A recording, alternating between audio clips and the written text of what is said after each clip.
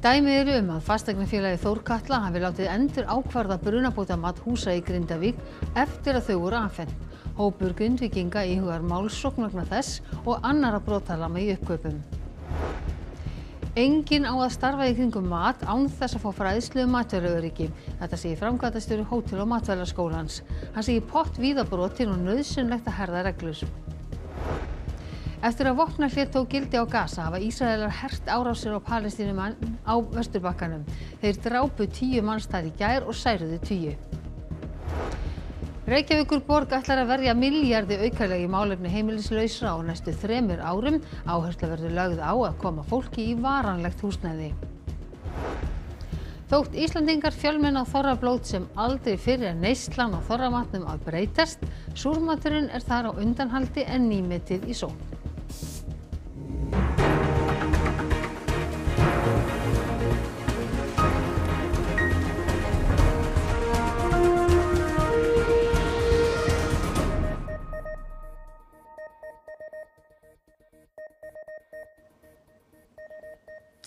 Komiði sæl.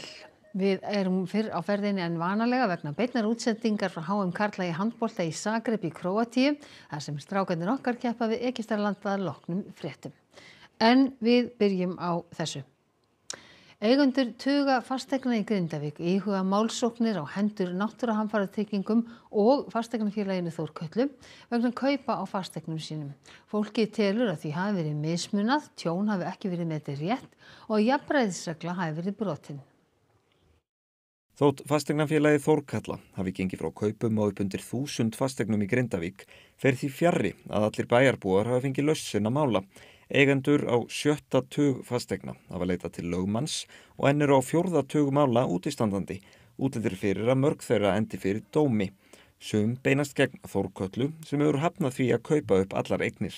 Það var bætt við inn í lögin að fallist verða uppkaup ef að uppkaupin eru vegna aðstoðar við náum fjölskyldumeðlim og svo er túlkunaratriði núna hvað er náinn fjölskyldumeðlimur og það eru alls konar mál sem eru óútkljáð þar.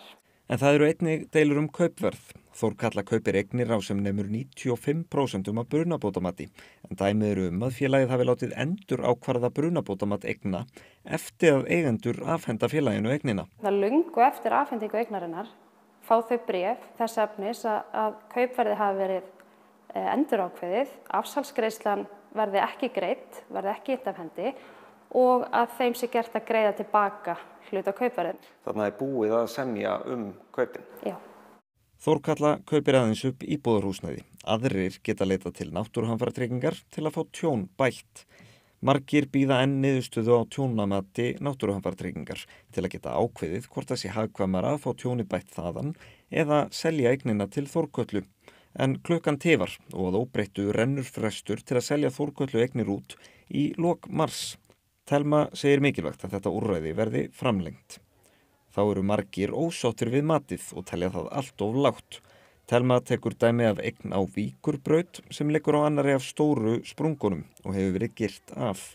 Við erum ekkert að grínast þegar við erum að tala að sprunguvíkjar og hlöðnuvegg með sparslega kitti 500 krónur sem er efni á vélar. Þetta er mat náttúruhamfaratryggingar á kostnaðum 500 krónur. 500 krónur fyrir efni og vélar. Þú fær ekki sparsl spaða á 500 kall sko. Nú er ég ekki að grínast. Þetta fór upp í held ég samtals 470. Sjálfsábyrgðin er 400 þannig að þau fengu greitt inn á reikningi sinn 70.000. Herða þarf reglur og gera strangari kröfur til þeirra sem starfa með matvæli.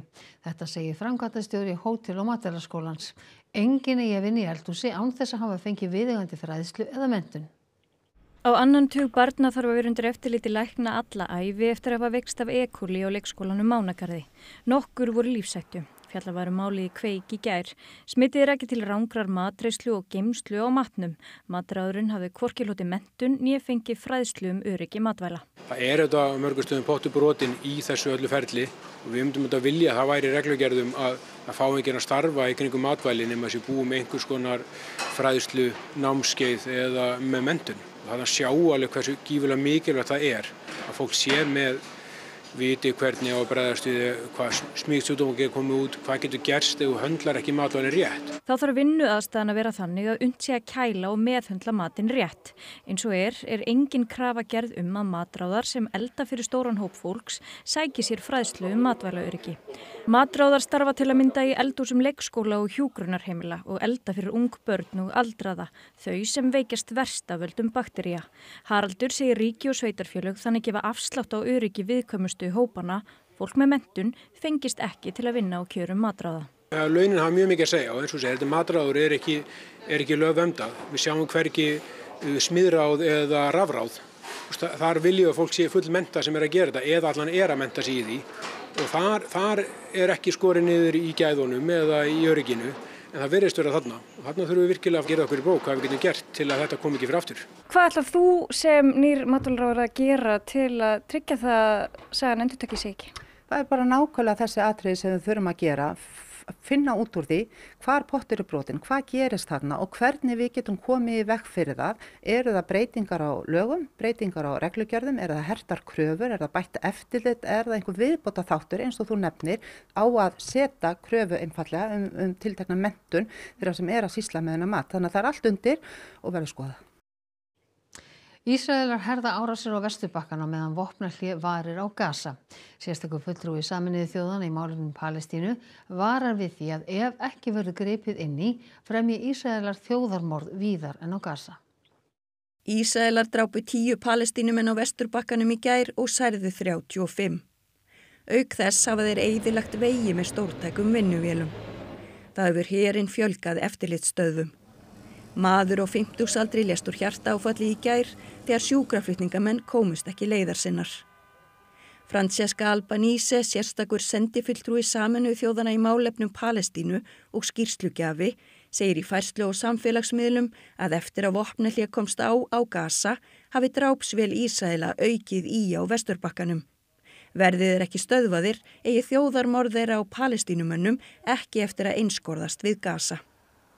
Frá 7. október 2023 hafa Ísraelar drepið 851 Palestínumann á Vesturbakkanum, þar af 173 börn. Bæði her og landtökumenn hafa gert árásirnar. Bandaríkin eru helsti bandamaður Ísraela og stuttu eftir að Donald Trump tók við völdum felldi hann úr gildi refsiaðgerðir gegn landtökumönnum í Ísrael. Þar á meðal gegn konu sem hafði hindrað að neyðaraðstoð kæmist til Gaza. So we are very worried.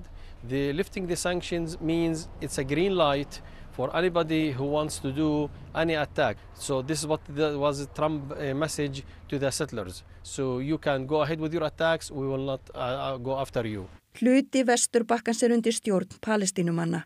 Ísraelar hernámu hluta landsvæðisins 1967 og þúsundir ísraelskra landtökumanna búa þar í trássi við alþjóðalög. Meiri hluti íbúa eru Palestínumenn. Samkvæmt samningi vopnahlé á Gaza lætur Hamas gísla úr haldi og Ísraelar Palestínumenn sem þeir halda í fangelsum. Ísraelar slepptu 90 manns á sunnudag en hafa síðan handtekið 60 hið minnsta. Samkvæmt mannréttindasamtökunum Adamir hafa Ísraelar fangelsað minnst 14.300 Palestínumenn síðustu 15 mánuði. Þar af 1.055 börn. Margir hafa verið fangelsaðir fyrir óljósar sakir og aldrei hlotið dóm. Fólk hefur greint frá illri meðferð í fangelsunum. الوضع كتير سيء والتنكيل على أشده حتى وإحنا مروحين عجبوا علينا. Karlmaður sem ákærður fyrir að verða móður sinni að bana í fjölbýlishúsi í Breiðholti í október í fyrra tók ekki afstöðu til ákærunar við þingsetningu málsins í morgun. Í ákæru segir að maðurinn hafi stungið móður sína að minnstakosti 22 sinnum með hnífi í brjóstsvæði, handleggi og hendur. Maðurinn mætti ekki í þingfestingu málsins í Héraðsdómi Reykjavíkur í morgun. Enn er beðið eftir að geðmat og réttarkrufningsskýrsla liggi fyrir, en verjandi mannsins sagði að beðið yrði niðurstöðu geðmats áður en tekið verður afstaða til ákærunar. Flóttafólki hefur verið meinað að koma til Bandaríkjanna og utanríkisráðuneytið hættir afgreiðslu umsókna flóttamanna. Þetta er afleiðing tilskipunar Trumps forseta sem tók við embætti á mánudaginn. Trump beið ekki boðana þegar hann tók við. Þetta er aðeins ein tilskipun af fjölmörgum. Til að mynda ætlar Trump að draga Bandaríkin úr Parísarsamkomulaginu og hann ætlar að hætta þátttöku í alþjóða heilbrigðismálastofnuninni. Hvoru tveggja verður auðvelt fyrir hann að innleiða þótt að kunni að taka nokkur ár. Erfiðara verður að innleiða forsetatilskipun að hætta að veita fólki sem fæðist í Bandaríkjunum sjálfkrafa ríkisborgararétt ef það telst til ólöglegra innflytjenda. Líklega verður hart tekist á þetta fyrir dómstólum. Eins gæti orðið erfitt fyrir Trump að koma því í gegn að stjórnkerfi Bandaríkjanna viðurkenni aðeins 2 kyn, karl og konu. En önnur tilskipun Trumps kveður á að skrúfa fyrir komu flóttamanna til landsins og verður henni fullnustað frá með mánudeginum. Jafnvel flóttafólki sem fengið hefur leyfi til að koma til Bandaríkjanna fyrir tilstuðlan flóttamanna áætlunar ríkisins verður meinuð innganga í landið. Hér rétt að taka fram að innflytjendur og hælisleitendur geta enn komið til Bandaríkjanna en skipulagðri móttöku flóttafólks verður hætt. Flóttafólk aðeins lítill hluti þeirra sem flytur til Bandaríkjanna á ári hverju eða kemur þangað ólöglega.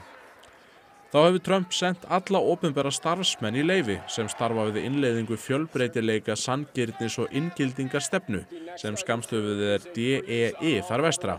Trump segir stefnuna hættulega, lítillækkandi og siðlausa. Þá íhugar Trump að setja á 10% toll á kínverskan innflutning, jafnvel strax 1. febrúar. Kínversk stjórnvöld segja það hins vegar engu skila.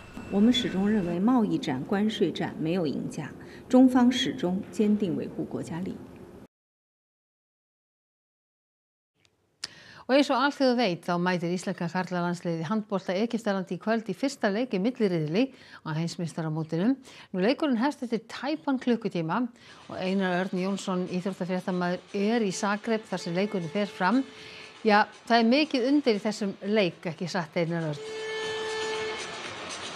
Jú, það óhætt að segja að það sé býsna mikið undir í þessum leik. Bæði Ísland og Egyptaland komu út úr riðlakeppninni inn í þennan milliriðil með 4 stig hvort lið. Slóvenar og Króatar voru með 2 stig en bæði lið unnu sína leiki í dag mjög stórt. Króatar voru að enda hér við að vinna 20 marka sigur á Grænhöfðum.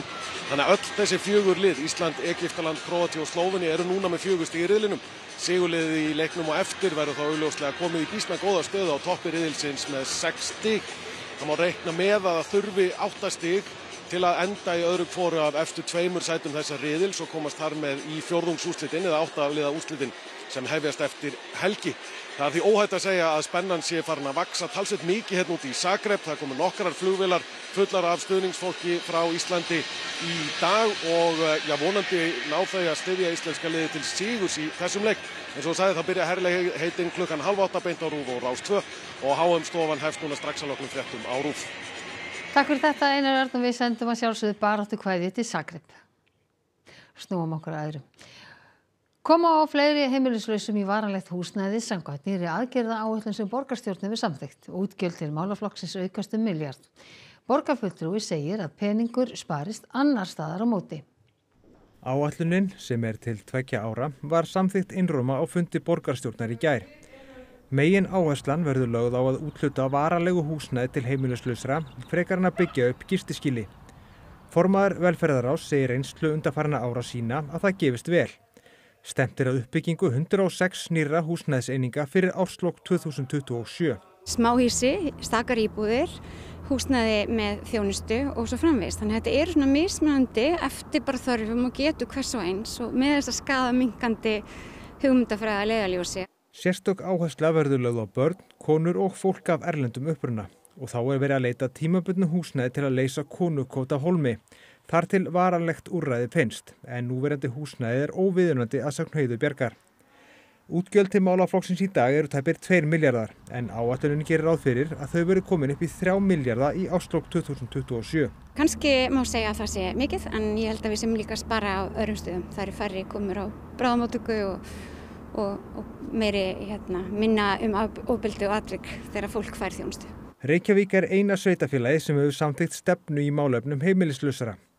Það hafa hvorki ríkið né önnur sveitarfélög gert og borgin kallar eftir þátttöku annarra. Þriðjungur heimilislausra sem borgir þjónustar kemur úr öðrum sveitarfélögum og fá því ekki önnur úrræði en að komast í gistiskýli.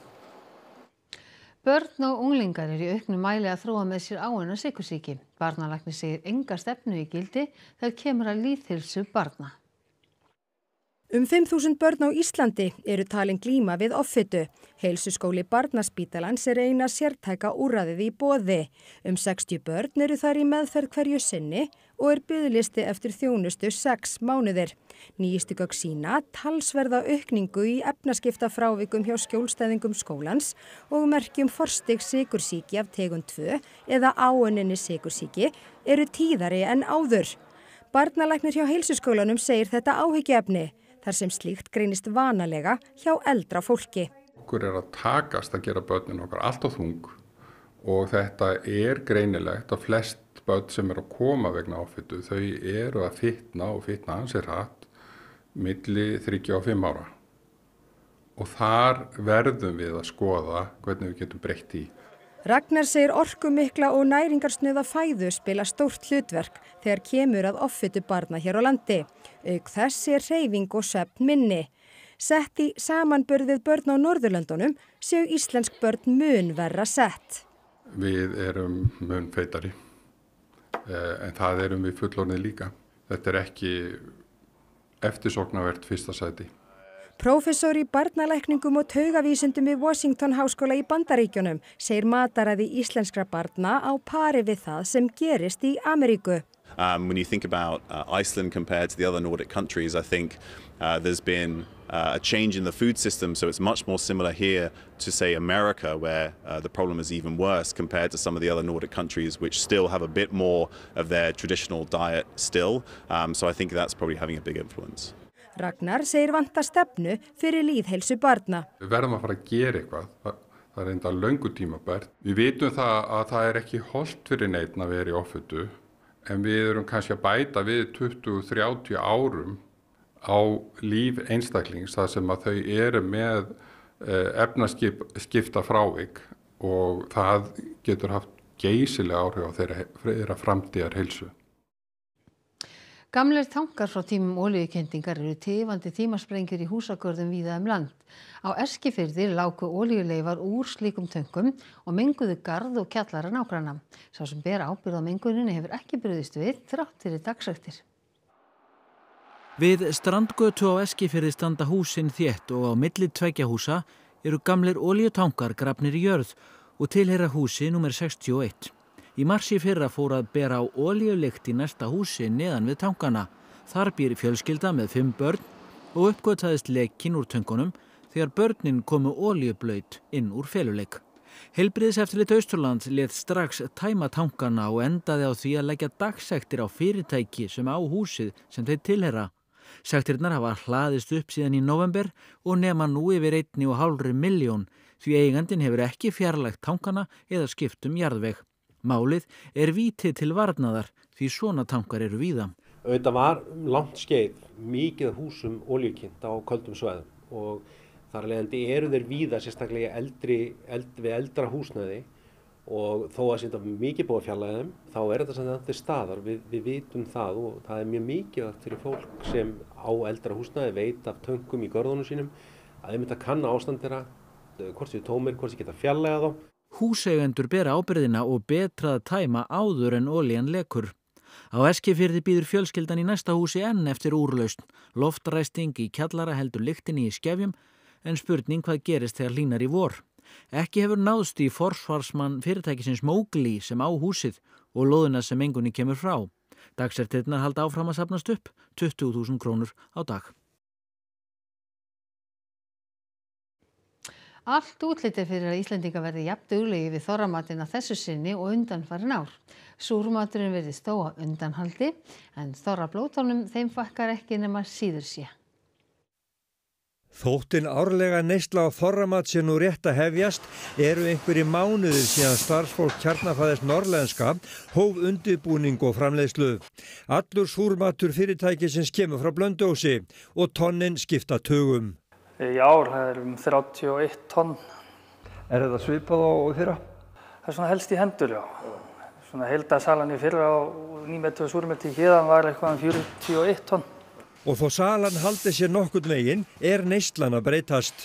Ég held að sé aðeins að dragast úr súrmatnum en ekkert stórvægilegt en nýmetið að aukast. Þannig að neyslan og súrmat eitthvað að draga saman? Já, við líst vera, já. Af einum 6 tegundum af súrmat eru hrúspungarnir alltaf vinsælastir, segir Elmar. Mér langar að fá að smakka þær. Hvað vilt smaka? Já, pungarna bara. Þú reynaði hann? En það er svona eitthvað minnkandi áhugi fyrir súrmatnum og þetta er orðið meira nýmeti en hrúspungarnir samt alltaf fyrir sínum. Það er að heyra á kjötframleiðendum að neysla á hefðbundnum þorramat sé aðeins að dragast saman. Það er þó ekkert láta á þorrablótunum. Þau eru haldin allt land og meistarinn í Múlakaffi skynjar þessar breytingar á matarsmekk gestanna. Það er að færast meira í nýmetið, það er náttúrulega ekki spurning um það. Þetta eru stóra veislur, alveg frá 1000 og upp í 2000, 2500. Það er að færast náttúrulega mikið af ungu fólki sem er að mæta, stór blót og þá þarf að gera allir til gæs. Áttu þér eitthvað uppáhaldsrétt hérna? Já, það er ekki spurning, það er hrúspungarnir alveg svakalega góðið með róstöppinni og saltkjötið líka. Og þá ætlum við að líta til veðurs. Á morgun verður suðaustan og austan átt á landinu, yfirleitt 10 til 18 metrar og þurrt norðan til. Sunnan til verður rigning eða sleita með köflum og þar lægir þar seinnipartinn með snjókomi. Hiti verður að 6 stigum. En það er Kristín Hermannsdóttir veðurfræðingur sem fer nánar yfir horfur næstu daga að loknum fréttum. Og þá ætlum við að rifja upp helstu atriði þessa fréttatíma. Dæmi eru að fasteignafélagið Þórkatla hafi látið endur ákvarða brunabótamat húsa í Grindavík eftir að þau voru afhent. Hópur Grindvíkinga íhugar málsókn vegna þess og annarra brotalama í uppkaupum. Enginn á að starfa í kringum mat án þess að fá fræðslu matvælaöryggi. Þetta segir framkvæmdastjóri Hótel- og matvælaskólans. Hann segir pott víða brotin og nauðsynlegt að herða reglur. Eftir að vopnahlé tók gildi á Gaza hafa Ísraelar hert árásir á Palestínumenn á Vesturbakkanum. Þeir drápu 10 manns þar í gær og særðu 10. Reykjavíkurborg ætlar að verja milljarði aukalega í málefni heimilislausra á næstu 3 árum. Áhersla verður lögð á að koma fólki í varanlegt húsnæði. Þótt Íslendingar fjölmenni á þorrablót sem aldrei fyrr er neyslan á þorramatnum að breytast. Súrmaturinn er þar á undanhaldi en nýmetið er í sókn. Þessum fréttatíma honum er að ljúka og nú er komið að veðri og svo leik Íslands og Egyptalands á HM karla í handbolta. En næstu fréttir er í útvarpi og sjónvarpi klukkan 10 í kvöld og nýjustu fréttir má alltaf finna inn á ruv.is og svo má alltaf senda okkur ábendingar á fréttir hjá ruv.is. Og nú er ekkert annað að gera en að fara að horfa á handboltana, horfa á strákana okkar og segja áfram Ísland, verið sæl.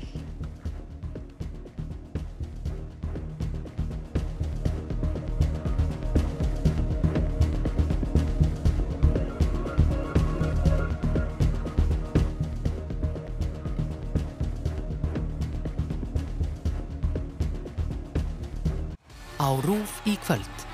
Stofan hefst klukkan 19 strax á loknum fréttum og veðri. Leikur í milliriðli á HM karla í handbolta. Dans er ein tegund sviðslista og Ásrún Magnúsdóttir er danshöfundur.